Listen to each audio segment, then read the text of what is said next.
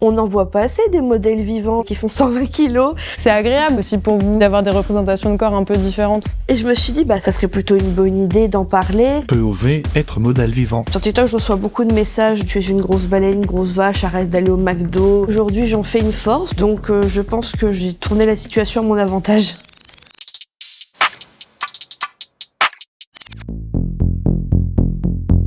Cette tenue, c'est pas assez confortable pour enlever, remettre. Donc voilà, là je vais me changer et puis après je serai prête.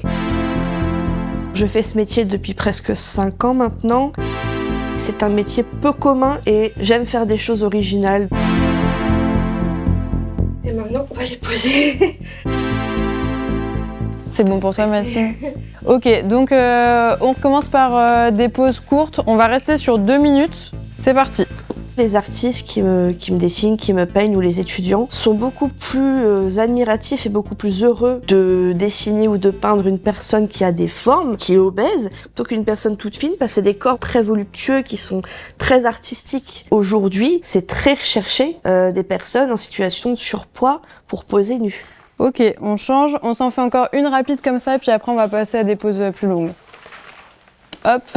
Toute ma vie, j'étais très fine, mais à cause d'un père qui était extrêmement violent, j'ai eu des problèmes de TCA, des troubles du comportement alimentaire, ce qui fait que la nourriture n'a jamais été un plaisir pour moi, c'était une vraie souffrance. Et puis un jour, je suis tombée en dépression et j'ai dû prendre des médicaments qui m'ont fait prendre du poids et parallèlement à ça, on m'a diagnostiqué une bipolarité et ces traitements ont la particularité de faire grossir.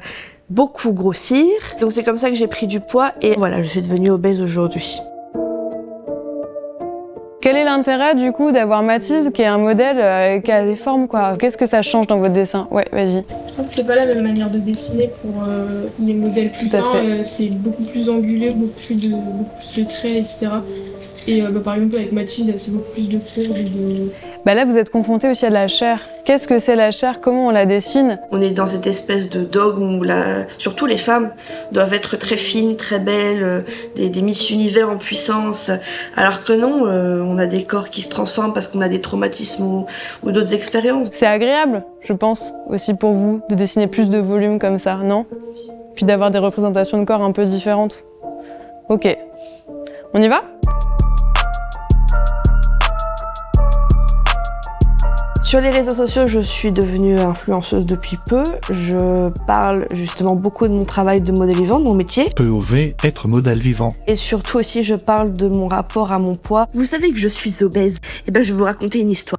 J'ai eu une relation sexuelle hier. Sauf qu'à un moment, les lattes de mon lit sur lequel je suis actuellement ont cédé sous notre poids.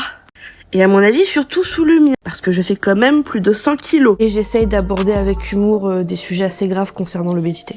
Ça, c'est moi. Comment j'ai fait pour passer de 42 kilos à 120 kilos aujourd'hui? Je vous explique ça. La grossophobie, faut pas se leurrer, elle est partout. Elle est vraiment partout. Surtout si, comme moi, tu fais 120 kilos, que tu t'affiches sur les réseaux et que tu veux parler de l'obésité avec humour pour apaiser un peu la situation, tu t'en prends plein la gueule, très clairement, tu t'en prends plein la tronche. Sur TikTok, je reçois beaucoup de messages de tu es une grosse baleine, une grosse vache, arrête d'aller au McDo, tu ressembles à rien. Quand, comme moi, on a eu un passé très lourd avec beaucoup de problèmes, se prendre des réflexions, c'est compliqué. Ok, c'est terminé. Merci beaucoup Mathilde. Dans mon métier, c'est ça. Mon corps devient l'œuvre d'art qui va être représentée par des artistes ou des étudiants. Donc c'est ça qui est formidable. Et maintenant, depuis que j'ai les réseaux, j'ai beaucoup de gens qui m'envoient des messages qui sont obèses comme moi et qui veulent devenir modèle vivant. Et je leur dis, mais allez-y, lancez-vous, franchement, ça ne vous donnera qu'une meilleure confiance en vous.